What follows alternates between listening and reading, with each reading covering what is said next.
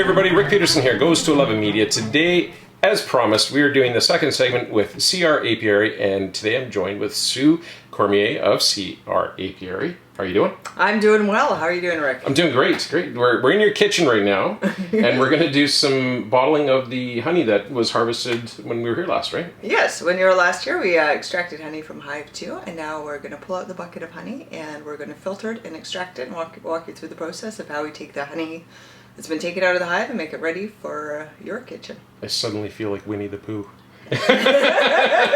Yes. All right, guys, so listen, we're going to jump at it, and we'll get some shots here for you, and then Sue will explain the process as we go through, so we'll be right back. All right. So when honey comes out of the hive, theoretically it should be edible. Well, all honey is edible, but in order to be marketable and maintain its long-term preservation qualities, because honey will last over 2,000 years. Edible honey has been pulled out of the Egyptian tombs and consumed by the archaeologists. It's the only food that does not spoil, lasts forever. But the thing is, honey has to be ripe in order to have that quality. And by ripe, I mean the bees have reduced it down to below 18% moisture. If honey has more than 18% moisture, it's going to ferment and rot. It'll turn into alcohol, delicious alcohol, mead. First, we're going to test this bucket of honey and make sure it's below 18% moisture. If yes, then it's good to go for jarring it up. I'm just mixing it up because it's been sitting a little bit, so some of the thicker honey's risen to the top. I'm going to take a little spoonful of honey and put it into this thing. This is called a refractometer. If you've done any home brewing or certain types of canning, you might be familiar with this gizmo. You just put a little dab on there, and you look through the eyepiece, and it will show you on a little chart inside. So I just put that on the little screen, and I look through, and I see. Yeah, if you want to have a look, see, Rick. Sure. On the right-hand side, you'll see a little chart that says water percent, and there will be a line going across it. Right behind you here. You gotta put a bell on me like a cat. Okay.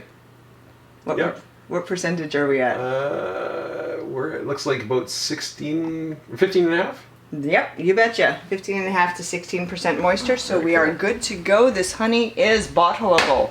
Once we put this in a jar, it will last forever and ever in your cupboard, as long as it's not contaminated by anything else, such as a wet teaspoon or somebody sticking their dirty fingers in it. Heaven forbid that happens. That happens. That happens. If nobody contaminates the honey with anything else, then it'll last for decades, forever and ever in your cupboard. So when we extracted the honey out of the hive, we ran it through a bunch of big filters, like strainers. Those just take out the bigger chunks. This honey still has to have all the little chunks taken out. So this is a very fine mesh. I believe it's 5 micron. I'm not sure. Don't quote me on that. Look that up later. So we're going to run the honey through that to get some of the smaller chunks out. Okay. You could just like, once it's mostly in there, I can take it afterwards. I'm just wiping the water off. This honey has been warmed up a little bit in a pan of warm water, just to make it more runny. Okay, I can take that. Okay, you got it? Yep, I got it. Thank you. Okay. Stunt double. Dun dun dun, stand in. Do I have to pay you an actor's fee? Oh, man. So we're just going to run this honey through this filter, which is going to take out some of the more wax pieces.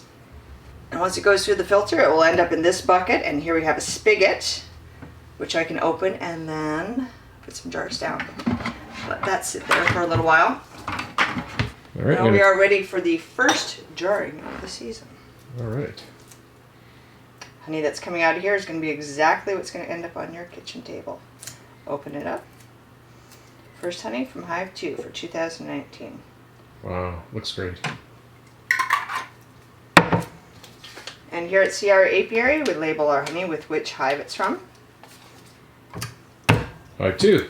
Hive 2, and done. All right, everybody. So here we are. We're going to do a taste testing now of some various honeys. We've got the filtration all done. We've jarred up some honeys. These ones here are going to be different samples as our lovely Vanna shows the honeys that we got going here. Thank you, Sue. So these ones here are from last year, are they? These are 2018 honeys.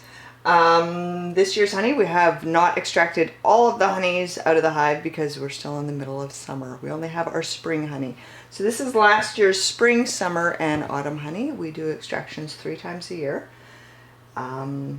The honeys that are made at different times of the summer taste differently because of the different flowers that bloom different times of the year. So these all theoretically should taste slightly different. They all taste slightly different, yes. Cool. Well, you tell me. I think they do, All right. but you know, I'm a little over inundated with honey. So let's start out first of all with our summer honey from last year. Here's Okay. some spoon tests. Thank you. Use spoons can be dropped down. All right. This is our midsummer honey. Have you done wine or beer tasting before? I think you have. Once or twice. So you know the routine of you take a little bit, put it in your mouth, and there's going to be an initial flavor and then a secondary flavor. And if you open your mouth and breathe in a little bit, there'll be a third flavor or an aftertaste. Mm. Catching Yep. all the different layers. There's different layers there, yeah. There's a top note. I'm trying to figure out what it is. It's very floral to me. Yeah, all of our honeys are wildflower honey, so they're a melange of whatever happens to be growing in the area within a 5-mile radius, because that's how far the bees go. So 5 miles? Yeah. Holy So smokes. whoever's got a garden on the go around here, whatever's in the forest around the property, the dandelions on the lawn, there's a whole bunch of stuff in there, but actually for me to say that note is this particular flower, unfortunately, unless I Followed one? exactly, follow a bee with a little bee tracking device. It's really good though. Yeah. Now, the thing that I'm going to tell you guys, just it was kind of funny. After the first time we were here, I was kind of jonesing for a little bit of honey. I had a couple little samples out there where I chewed the honeycomb. the honeycomb, and I was like, oh my goodness. And we hadn't done the filtration, so we weren't able to get any from her yet. But the issue was that I was kind of wanting some, so I said to my wife, I go, do we have any honey? She goes, yeah, we got something in the cupboard. And it was whatever store-bought. And I went and I took a spoon of it, and I'm like, oh. Like, it was disappointing because it's so dramatically different, the store-bought, than this. Like, this is, and folks, just so you understand what I'm talking about, this is almost like the difference between buying a main brand beer and then going to a craft brewery and trying the artisan beers, right? Exactly. It's that much of a difference where, you know, yeah, you can get your Budweiser and have a Budweiser, but then when you go and try a particular craft beer of a certain style, you go like, oh my God, there's all these different things coming out in this that you just don't get. And it's the same with this here. It's amazing here. So let's try the next one, see what we got. What's this one?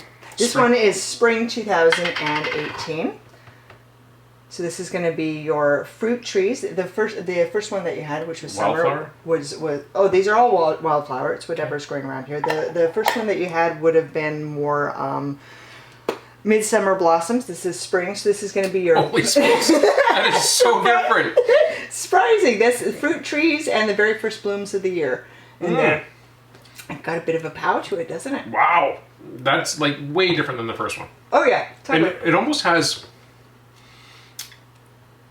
I want to tell you, it like there's almost like a. It sounds strange to me to even say it, but like there's either like a mint or a eucalyptus kind of a note that I'm getting in there. I don't know what it is, but there's a certain note in there that it was making me think of either like a mint or a eucalyptus. There's that sort of aromatic warmth feel to it. It's nice. Really, that's really That's really interesting. This is what I call our autumn honey, which is actually, this is our August honey. We extract June, July, and August. darker, Now, eh? this one's darker, and it's also got a different flavor. See what you think of this one.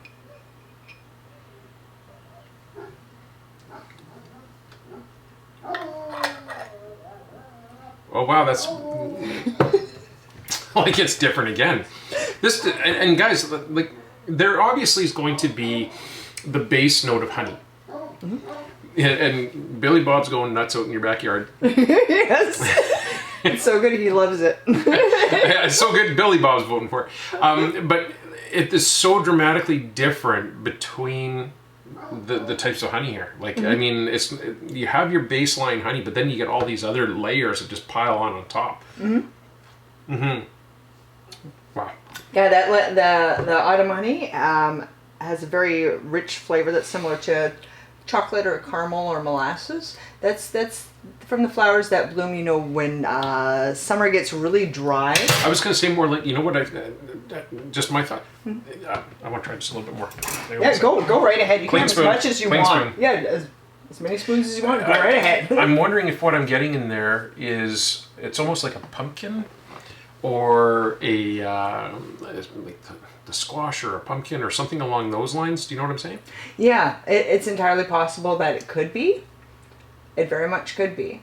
All right. Well, listen, Susan, thanks so much. I really appreciate your time. The honeys are amazing, guys. And you know what? If you haven't tried the sort of, as you call it, the micro batch honeys, if you haven't had the opportunity to try these, I definitely would recommend that you get out there and try some. Go to your farmers markets. There's usually some really good companies there at the farmers markets, and they can get an idea if they're not local to you here.